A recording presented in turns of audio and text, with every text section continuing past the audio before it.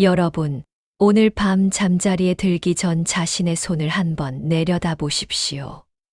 우리는 매일 자라나는 이 손톱을 아무 생각 없이 깎아버리곤 합니다. 하지만 옛날 어른들은 해가 지고 나면 절대로 손톱을 깎지 못하게 하셨지요. 밤은 미물의 시간이다. 내 몸의 일부를 미물이 탐하게 두지 마라. 단순히 위생 때문이었을까요? 아니면 우리가 알지 못하는 기괴한 존재에 대한 경고였을까요?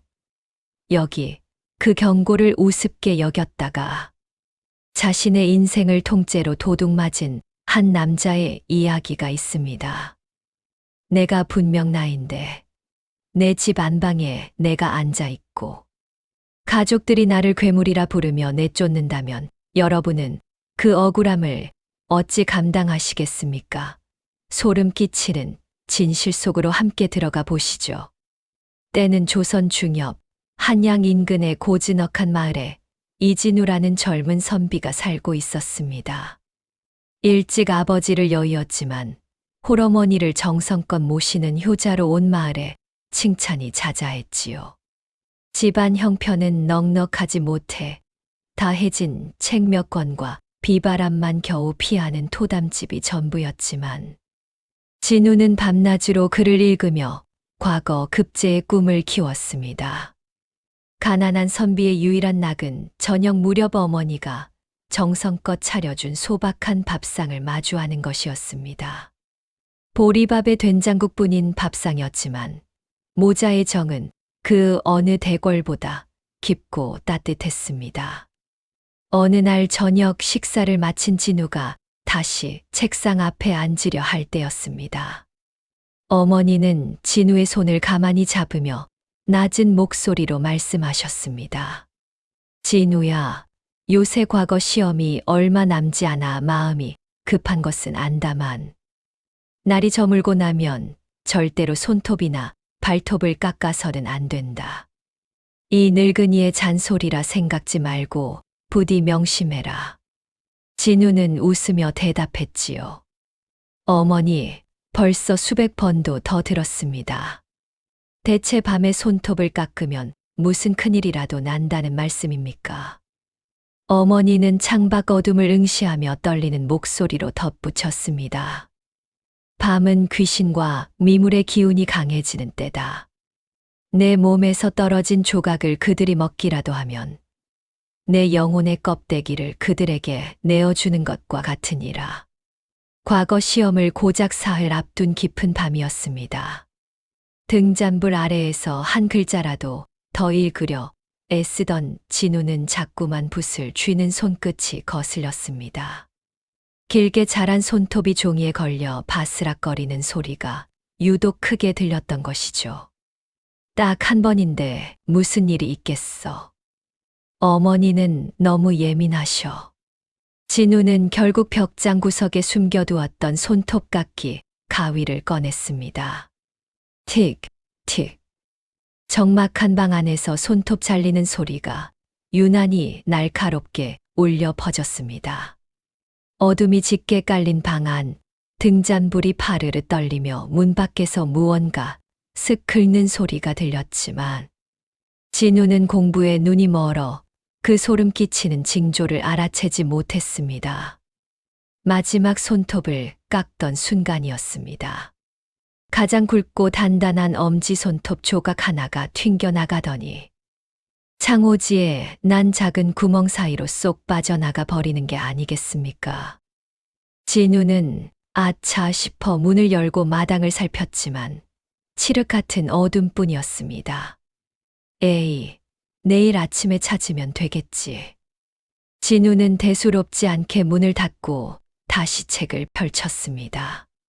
그런데 그때 문밖 마당 구석에서 기괴한 소리가 들려왔습니다. 찍찍거리는 쥐 소리 같기도 하고 누군가 입을 가리고 크크대며 비웃는 소리 같기도 한 불길한 소음이었습니다. 진우는 소름이 돋아 귀를 막았지만 이미 늦었다는 사실은 꿈에도 몰랐습니다.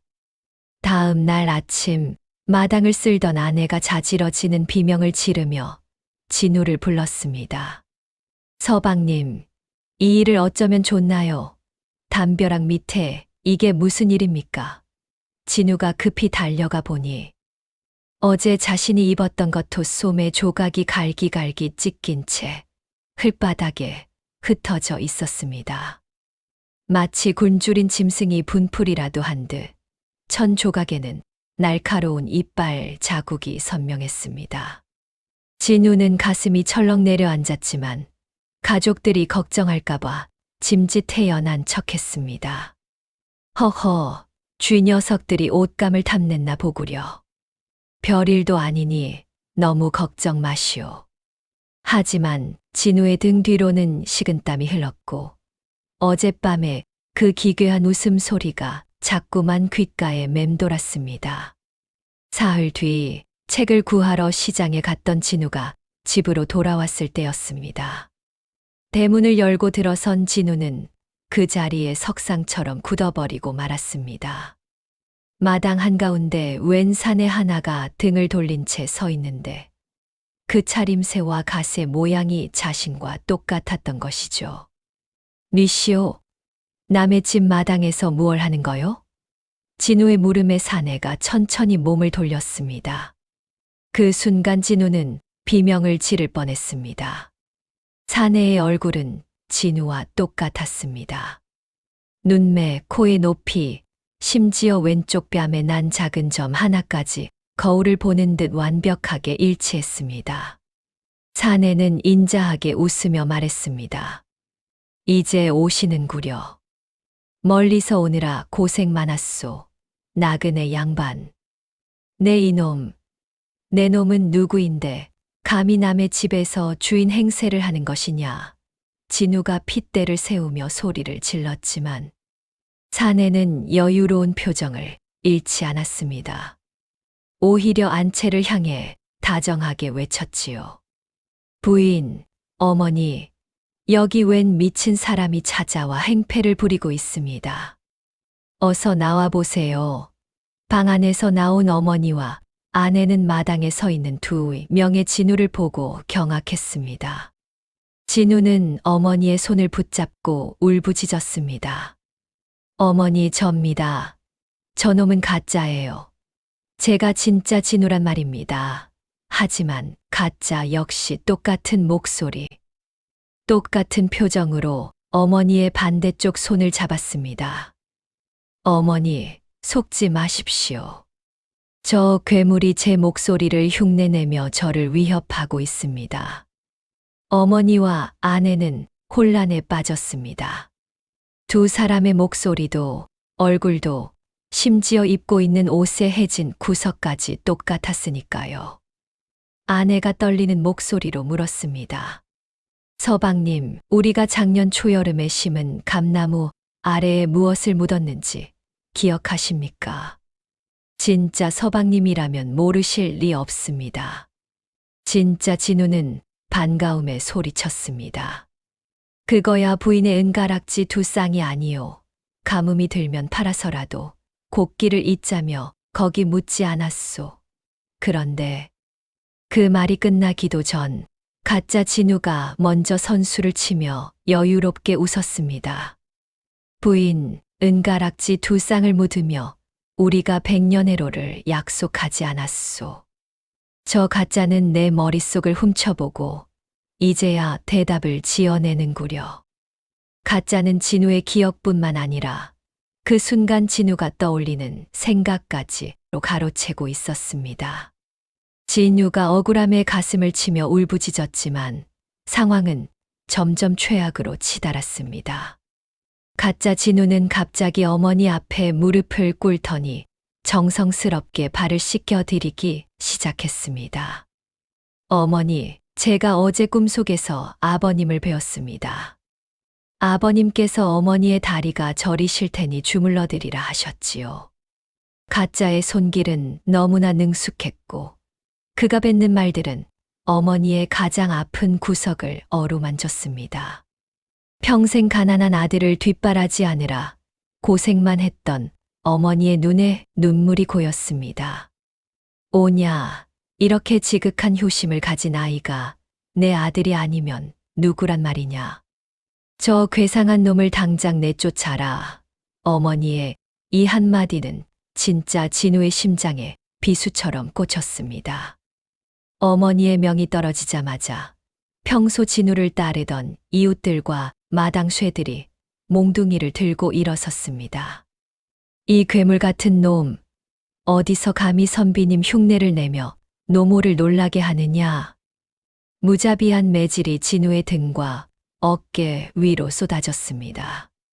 진우는 피를 토하며 대문 밖으로 끌려 나갔습니다.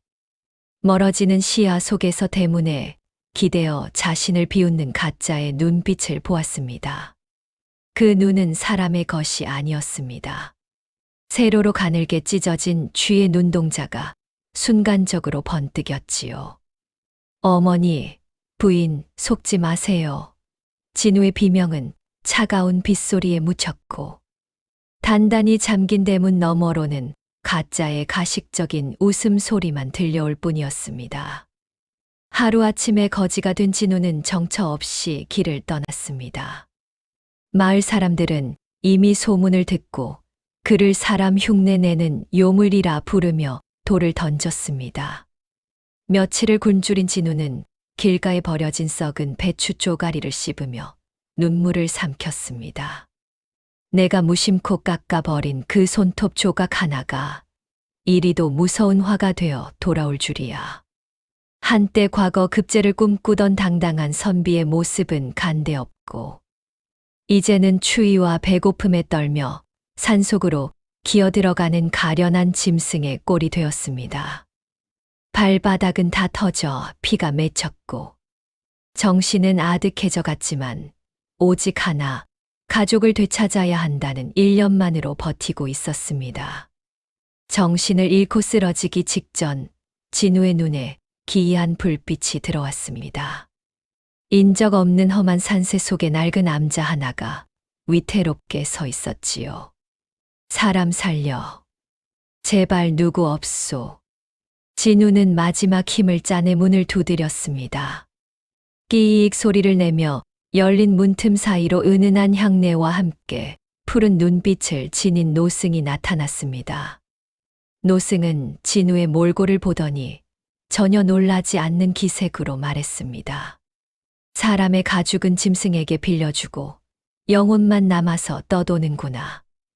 쯧쯧, 밤에 손톱을 깎지 말라는 그 쉬운 금기를 어겨 이 사단을 만들었으니 참으로 가엾도다. 노승은 이미 진우에게 무슨 일이 일어났는지 다 알고 있는 듯 했습니다.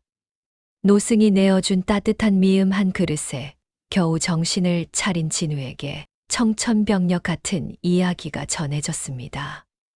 내가 버린 그 손톱 조각을 주워 먹은 놈은 보통 쥐가 아니니라.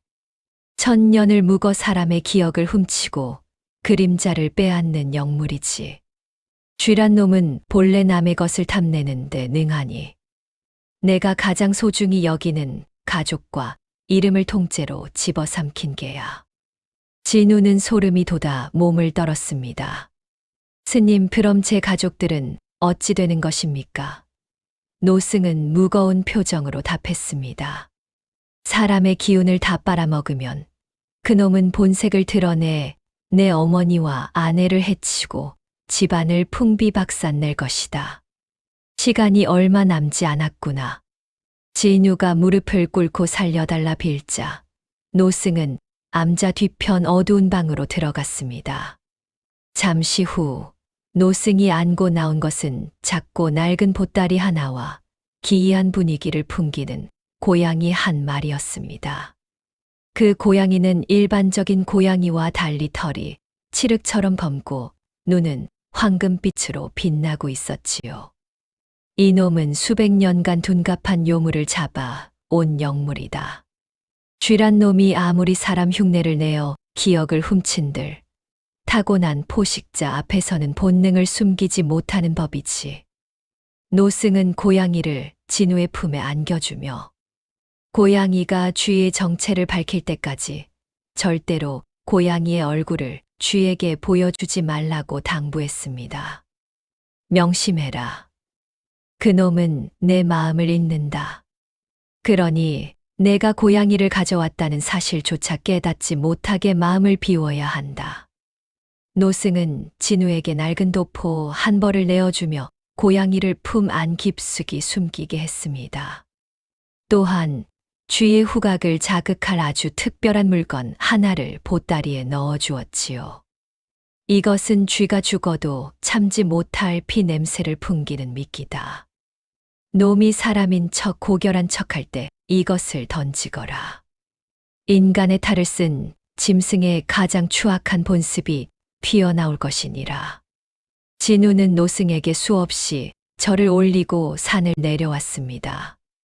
그의 품속에서 고양이가 나직하게 갸르릉 소리를 냈고 진우의 눈에는 서늘한 복수의 기운이 서렸습니다. 진우의 집 마당은 동네 사람들로 가득했습니다. 가짜 진우가 과거 급제를 기념한다며 돼지를 잡고 술을 내어 마을 잔치를 벌이고 있었던 것이죠. 화려한 비단옷을 입고 상석에 앉아 호탕하게 웃는 가짜의 모습은 누가 봐도 위험 있는 선비 그 자체였습니다. 그때 누더기를 걸친 진우가 대문을 박차고 들어섰습니다. 이 더러운 짐승아, 남의 집에서 벌이는 이 가식적인 잔치를 당장 멈추어라. 진우의 일성에 흥겨웠던 풍악 소리가 뚝 끊기고 사람들의 시선이 쏠렸습니다. 가짜 진우는 술잔을 든 채 비웃으며 말했습니다. 허허, 저 미친 나그네가 매질을 당하고도 정신을 못 차렸구려. 여봐라, 저자에게 음식이나 좀 주어 내보내거라. 가족들은 진우를 향해 냉담한 시선을 보냈습니다. 특히 어머니는 진우를 보며 혀를 찼지요. 내 이놈 어디라고 감히 다시 발을 들이느냐. 내 아들은 여기 점잖게 앉아 있거늘. 하지만 진우는 예전처럼 울거나 매달리지 않았습니다. 스님의 말씀대로 마음을 비우고 가짜의 눈을 똑바로 응시했지요. 진우가 조용히 품 안에 보따리를 풀자 가짜 진우의 눈동자가 아주 미세하게 파르르 떨리기 시작했습니다. 가짜는 진우의 기억을 읽으려 애썼지만 마음을 비운 진우의 머릿속에서는 아무것도 읽어낼 수 없었습니다. 처음으로 가짜의 얼굴의 당혹감과 초조함이 서리기 시작했습니다. 진우는 노승이 준 첫 번째 비책을 꺼냈습니다. 그것은 쥐가 죽어도 참지 못한다는 피 냄새 풍기는 마른 생선 대가리였습니다. 내가 진짜 내 아들이라면, 그리고 이 집의 주인이라면 이 천한 음식을 보고도 흔들림이 없어야 할 것이다. 진우가 그것을 마당 한가운데로 던지자 가식적인 선비의 얼굴을 하고 있던 가짜의 코끝이 움찔거렸습니다. 사람들은 눈치채지 못했지만 진우의 눈에는 보였습니다. 가짜의 입가에 침이 고이고 손가락 끝이 짐승의 발톱처럼 구부러지는 것을 말이죠. 가짜는 애써 태연한 척하며 소리쳤습니다. 어디서 이런 해괴한 짓을 하느냐. 당장 치워라. 이제 연극은 끝났다. 진우는 품 안에 숨겨두었던 칠흑 같은 고양이를 마당에 풀어놓았습니다. 고양이는 땅에 닿자마자 털을 고추 세우고 가짜 진우를 향해 무섭게 하악질을 했습니다. 일반적인 고양이를 보았다면 가짜도 대처했겠지만 이 고양이는 수백 년 된 요물을 사냥하는 영물이었습니다. 고양이의 황금빛 눈동자와 가짜의 눈이 마주치는 순간 가짜는 비명을 지르며 뒤로 자빠졌습니다. 사람들의 눈앞에서 믿기지 않는 광경이 펼쳐졌습니다. 가짜의 매끄러웠던 손등에서 시커먼 털이 돋아나고 비단옷 사이로 길쭉한 쥐의 꼬리가 삐져나온 것입니다. 찍, 찍찍 사람의 입에서 나와서는 안 될 기괴한 소리가 터져 나왔습니다. 가짜는 고양이의 발톱을 피하려고 마당 바닥을 기어 다니기 시작했는데 그 모습이 영락없이 구석을 찾는 쥐의 형상이었습니다. 아이고 세상에, 진짜 쥐였잖아. 저게 우리 선비님이 아니었어. 비명을 지르며 도망치는 사람들 사이로 고양이는 단숨에 가짜의 목덜미를 물어뜯었습니다. 펑 하는 소리와 함께 자욱한 연기가 피어올랐고, 연기가 거친 자리에는 사람만 한 크기의 거대한 들쥐 한 마리가 피를 흘리며 쓰러져 있었습니다. 그리고 그 쥐의 입안에서는 진우가 깎아버렸던 엄지손톱 조각 하나가 툭 떨어졌습니다. 순식간에 쥐의 시체는 한 줌의 먼지가 되어 사라졌고, 마당에는 정막만이 감돌았습니다. 어머니와 아내는 멍하니 서 있다가 거짓골을 한 채 서 있는 진짜 진우를 바라보았습니다. 진우야, 정말 너였느냐? 내가 눈이 멀어 짐승을 내 자식으로 삼고 내 아들을 매질하여 내쫓았구나. 어머니는 마당바닥에 주저앉아 가슴을 치며 오열했습니다. 아내 역시 남편의 손을 붙잡고 피눈물을 흘렸지요. 진우는 떨리는 손으로 가족들을 안아주었습니다. 아닙니다, 어머니. 제가 어른들의 말씀을 귀히 여기지 않아 금기를 어긴 탓입니다. 이제라도 제 자리를 찾았으니 그것으로 되었습니다. 그 소동이 있은 후 진우는 집안을 정결하게 치우고 노승이 준 부적을 대문에 붙였습니다. 그리고 다시는 밤에 손톱을 깎지 않았음은 물론 깎인 손톱은 반드시 불에 태우거나 땅속 깊이 묻어 흔적을 남기지 않았습니다. 마을 사람들은 이 기괴한 사건을 교훈 삼아 아이들에게 밤의 금기를 엄격히 가르치게 되었지요. 진우는 이듬해 과거에 당당히 급제하여 고을의 수령이 되었고, 가난했던 시절의 교훈을 잊지 않고 백성들을 보살피는 어진 관리가 되었습니다. 빼앗겨 보았던 사람만이 가질 수 있는 깊은 배려심이 그의 정사에 묻어났습니다. 세월이 흘러 진우가 높은 관직에 올랐을 때 그는 자신을 구해준 노승을 찾기 위해 다시 그 산을 찾았습니다. 하지만 기이하게도 그 암자가 있던 자리에는 낡은 비석 하나만이 서 있을 뿐, 암자도 노승도 흔적조차 없었습니다. 비석에는 이렇게 적혀 있었지요. 몸은 마음의 그릇이며 조각난 발톱 하나에도 영혼의 숨결이 닿아 있나니 함부로 버리는 것은 자신을 버리는 것과 같다. 진우는 그 비석 앞에 큰 절을 올렸습니다. 우리는 흔히 사소한 규칙이나 금기를 무시하며 살아가지만 때로는 그 사소함이 우리의 전부를 앗아갈 수도 있다는 사실을 그는 평생 잊지 않았습니다. 자, 오늘 준비한 야담은 여기까지입니다. 밤에 손톱을 깎지 말라는 예시 이야기가 단순한 미신처럼 들리시나요? 아니면 우리가 소중히 지켜야 할 무언가에 대한 상징처럼 느껴지시나요? 혹시 지금 이 영상을 보며 무심코 손톱을 깎으려 가위를 들지는 않으셨는지요? 오늘 밤만큼은 잠시 멈추시고 창밖, 어둠 속에서 당신의 흔적을 노리는 굶주린 눈빛이 있을지도 모른다는 사실을 떠올려 보십시오.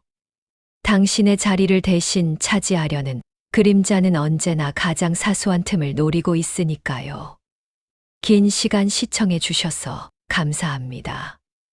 여러분의 구독과 좋아요는 다음 이야기를 이어가는 큰 힘이 됩니다. 모두 평안한 밤 되십시오.